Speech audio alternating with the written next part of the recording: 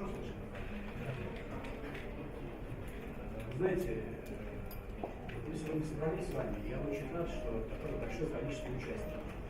У нас сегодня проходит неделя моды, Fashion Week, и в рамках нее впервые Fashion-производство.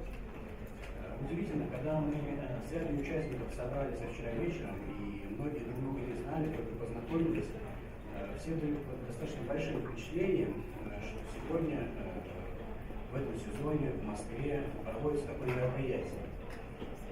Когда организаторы предложили выступить мне модератором на этой панельной дискуссии, я, с одной стороны, был впечатлен, а с другой стороны, понял. Все, что мы сегодня делаем в мире, в России, оно начинает пользоваться спросом, и этот спрос толкает конечный потребитель. Уважаемые дамы и господа, я действительно рад, что мы так собрались, что мы готовы обсудить, и наше название сегодня – это «Будущее наступило». И мне хотелось бы, чтобы в рамках этой панельной дискуссии все мои коллеги озвучили ту ситуацию, ту работу, которую они ведут уже не один год, рассказали бы о себе, о тех продуктах, которые они сегодня генерят, о тех трендах, которые они создают в модной индустрии. Если мы с вами должны разобраться, насколько использование современных технологий способствует развитию модной индустрии.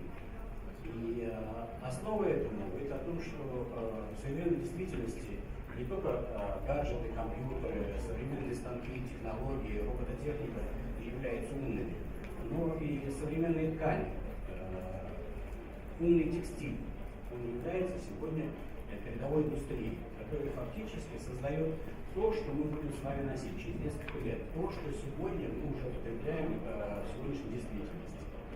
Мне бы хотелось, чтобы в рамках дискуссии мои коллеги раскрыли такие вопросы, каким должно быть качество современных материалов, для удовлетворения нужд современных потребностей модной индустрии, а также насколько перспективное развитие производства вещей, полностью ориентированных на конкретного потребителя, на заказ. Может ли за этим стоять будущее? Будем ли мы сегодня с вами, как потребители, пользоваться индивидуальной одеждой, индивидуальным пошивом, или так, как некоторые коллеги расскажут, и вы сегодня видели представлен 3D-принтер, и предполагаете, что в недалеком будущем в домашних условиях мы можем печатать себе одежду. Эти и другие темы дискуссии помогут нам ответить на главный вопрос повестки дня. Действительно ли модной индустрии удалось выйти на принципиально новый уровень? Действительно ли будущее наступило? Я хотел бы, чтобы всем хватило времени построить нашу сегодняшнюю панельную дискуссию следующим образом.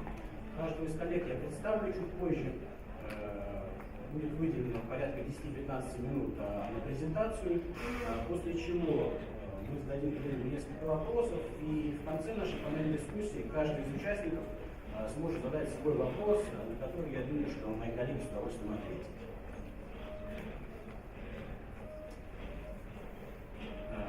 Итак, у меня какая-то дрожь в голосе вступает, в конце я скажу о себе, когда нахожусь рядом с такими участниками. Аманда Паркс. Один из ведущих технологов модной индустрии более чем 10 лет обладает опытом работы в сфере носимых технологий, концептуального дизайна и модных инноваций. Является главой научно-исследовательского центра технологий и исследований в Нью-Йорке, в рамках которого ведутся разработки высокотехнологичных тканей и материалов. Ее работы неоднократно удостоены различных международных наград в сфере дизайна и искусства. По версии издания Business Fashion 2014 года Аманда входит в список 500 людей, формирующих мировую модную индустрию. Данит Пелег, выпускница Швейцарского колледжа инженерии и дизайна, имеет сегодня собственный одноименный бренд. Свою дебютную коллекцию полностью изготовила на 3D-принтере в домашних условиях, чем привлекла внимание крупных международных СМИ. Ролик ее коллекции на Фейсбуке собрал 5 миллионов просмотров буквально за 2 недели.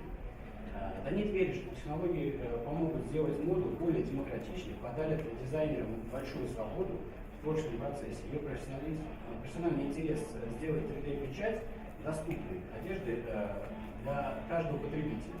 Разрабатывать и продавать не одежду, а макеты, по которым покупатели сами смогут печатать себе вещи.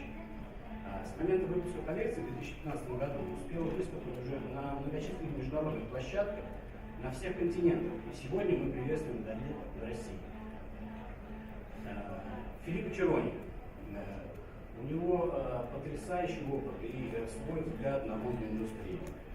Окончил университет Венеции, АЮИ, и презентовал свою первую коллекцию подушек и покрывал на международной выставке интерьерных решений в Вероне в 1996 году. В 1999 году Филиппо впервые принял участие в мировой торговой выставке в Париже и завоевал приз критиков Peleg за самую инновационную коллекцию.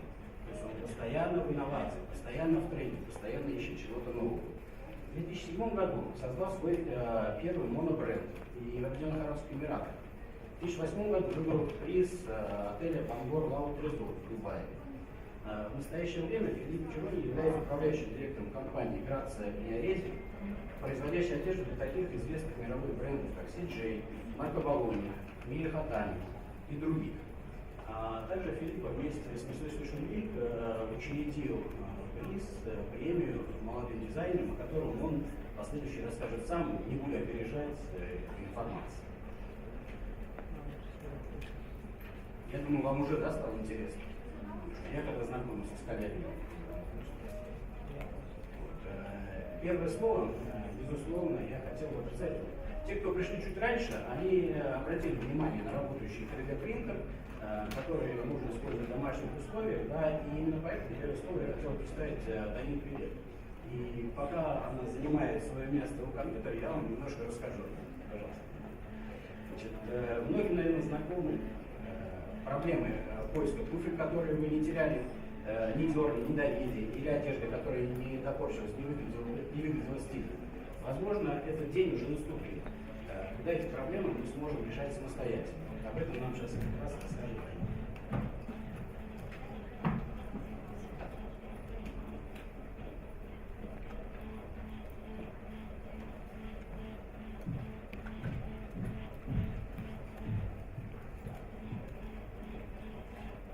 Hello everyone. My name is Danit Peleg, and I'll just start.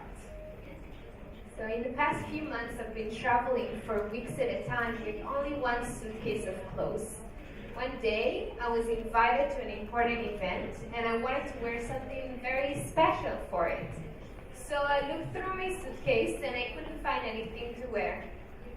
I was very lucky to be at the technology conference at that day and had access to 3D printers. So I quickly designed a skirt on my computer and I loaded the file on the printer and just printed the pieces overnight. The next morning, I took all the pieces, assembled it together in my hotel room, and this is actually the skirt that I'm wearing right now. So it wasn't the first time that I printed clothes. For my senior collection at Fashion Design School, I decided to try and 3D print an entire fashion collection from my home. This is my living room. The problem was that I barely knew anything about 3D printing and I had only 9 months to figure out how to print 5 fashionable looks. I always felt most creative when I worked from home. I loved experimenting with new materials and I always tried to make new textiles for my fashion projects. I loved going to old factories and weird stores in search of leftovers, of strange powders, and then bring them all to experiment on. As you can probably imagine, my roommates didn't like that at all. So I decided to move on to working with big machines, ones they didn't fit in my living room. I love the exact and the custom work I can do with all kinds of fashion technologies like knitting machines and laser cutting and silk printing. One summer break, I came to New York for an internship at a fashion house in Chinatown. I worked with them on an amazing collection, and they had 2 dresses that were printed in 3D. They were amazing, like you can see in the picture. But I had a few issues with them. They were made from hard plastics, and that way they were very breakable. The models couldn't sit with them, and they even got scratched from the plastics under the arms. With 3D printers, the designers had so much freedom to make the dresses look exactly like they wanted. But still, they were very dependent on a big and expensive industrial printers that were located far from their studio in Belgium. And to print a dress, it probably cost around $20,000. So that's why we had only one shot to print them. Later that year, a friend gave me a 3D printed necklace, printed using home printer. I knew that these printers are much more cheaper and much more accessible than the one we use at my internship. So I looked at the necklace and then I thought, if I can print a necklace from home, why not print my clothes from home too? I really liked the idea that I wouldn't have to go to the market and pick fabrics that someone else chose to sell. I could just design them and print them directly from my home. I found a small maker space where I learned everything I know about 3D printing. Right away, they literally give me the key to the lab so I could experiment into the night every night. The main challenge was to find the right filament. So what is a filament? Filament is the material you feed a printer with. And I spent a month or so experimenting with Peleg, which is a hard and scratchy, breakable material. The breakthrough came when I was introduced to Filaflex, which is a new kind of filament.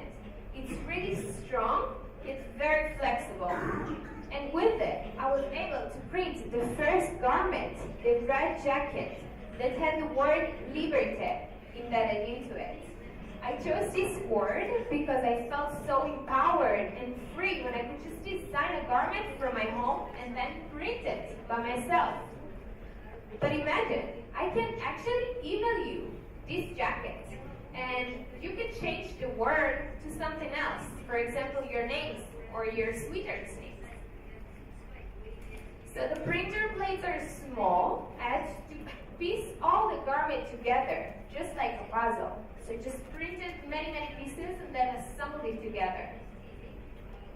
And I wanted to solve another challenge. I wanted to print textile that I would use just like a regular fabric.